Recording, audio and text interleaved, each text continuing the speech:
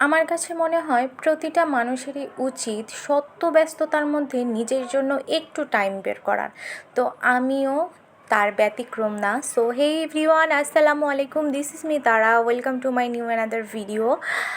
তো কালকে আমি এসেছি জিমদের বাসায়, আর আমি আর জিম রীতিহালের রেডি হয়ে বাসা থেকে বের হয়ে পড়েছি। আর বাসা থেকে বের হয়ে আমরা আসলে যাচ্ছিলাম একটা রেস্টুরেন্টে একটু বিকাল টাইমে। আর বেশিরভাগ ভিডিও আমাকে কালকে জিমই করে দিয়েছে ওর ফোন থেকে।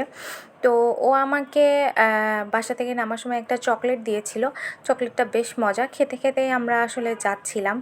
আর ও আমাকে রেস্টুরেন্টে যে কী একটা ইফেক্ট দিয়েছে, ভিডিও করে দিয়েছে আমি জানি না, বাট আমাকে দেখতে কিউট লাগছিল বলে আমি ক্লিপটা অ্যাড করে দিছি।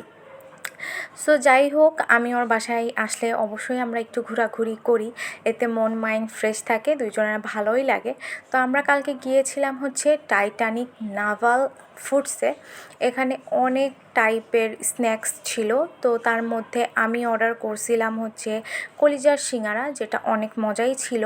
আর ড্রিঙ্কসে ছিল হচ্ছে কোক, আরও অনেক কিছু অর্ডার করা হয়েছিল, বাট সেগুলোর ভিডিও করতে আমার মনে নাই। সো কালকে জিম অনেক সুন্দর সুন্দর করে ভিডিও করে দিছে।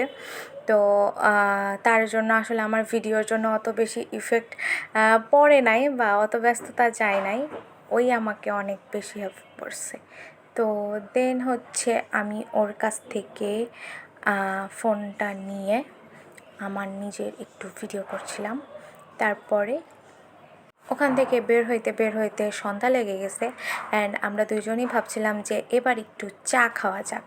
এই জন্য আমরা চা খাইতে গিয়েছিলাম আবেশে।